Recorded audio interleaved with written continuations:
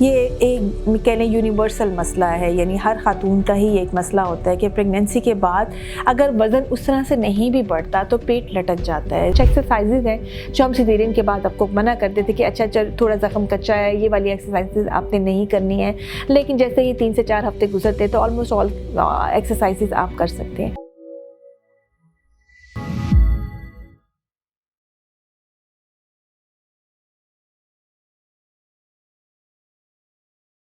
आज की इस वीडियो में हम बात करेंगे कि प्रेगनेंसी के बाद बढ़ा हुआ पेट कैसे कम करें।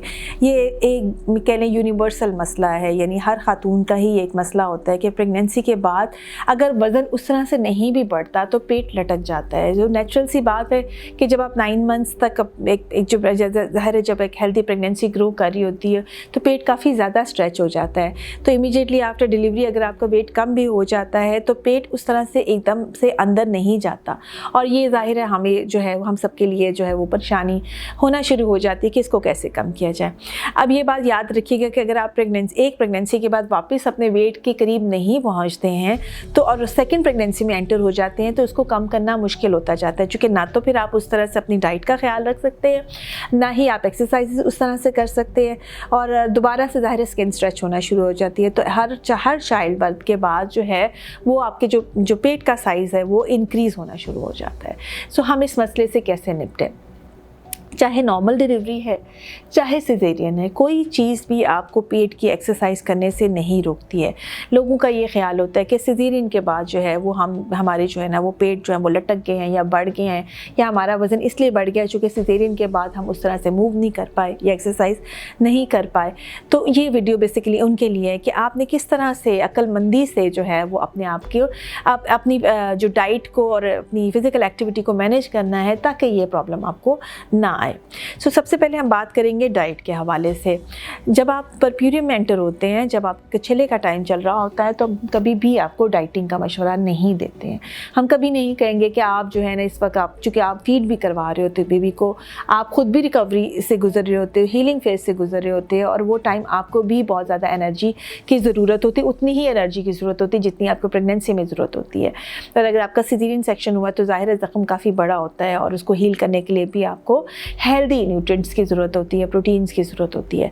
इस वक्त ये बात इम्पॉर्टेंट है कि आप अपनी डाइट में उन चीज़ों का इस्तेमाल ज़्यादा करें जो कि वज़न भी ना बढ़ाए और एट द सेम टाइम आपको एनर्जी भी दें। उसके लिए हम आपको रिकमेंड करते हैं कि आप हाई प्रोटीन डाइट्स लें। हाई प्रोटीन डाइट्स का मतलब है कि अपने खाने में गोश्त है, कीमा है, इसका इस्तेमाल ज़्यादा करें। अंडे बहुत अच्छी चीज़ है, वज़न नहीं बढ़ाते हैं, एट द सेम टाइम जो है वो अच्छा प्रोटीन का सोर्स होता है। सो हम आपको रिकमेंड करते हैं कि ये जो प्रोटीन्स होती हैं ये अपनी डाइट का हिस्सा बनाएं। इसके अलावा दही और नट्स, ये चीज़ें आपके जो है इसको भी हम कहते हैं कि आप जो है दूध के अलावा ये चीज़ें भी जो है वो अपनी डाइट का हिस्सा बनाएं।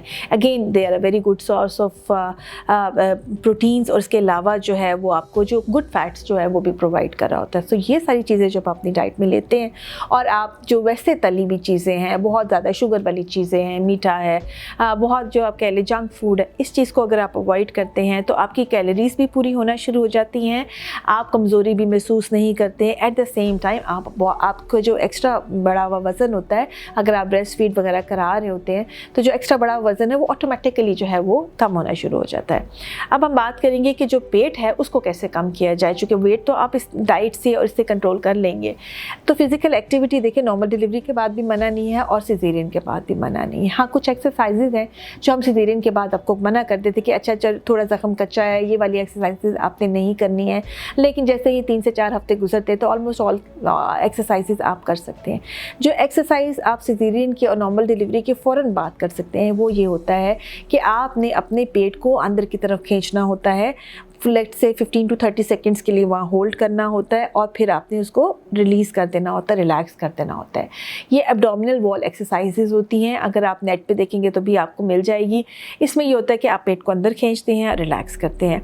ये वो एक्सरसाइजेज है जो कि आप चलते फिरते फीड कराते हुए, बैठे हुए, लेटे हुए, किसी टाइम पे भी कर सकते हैं, इस पे कोई पाबंदी नहीं है।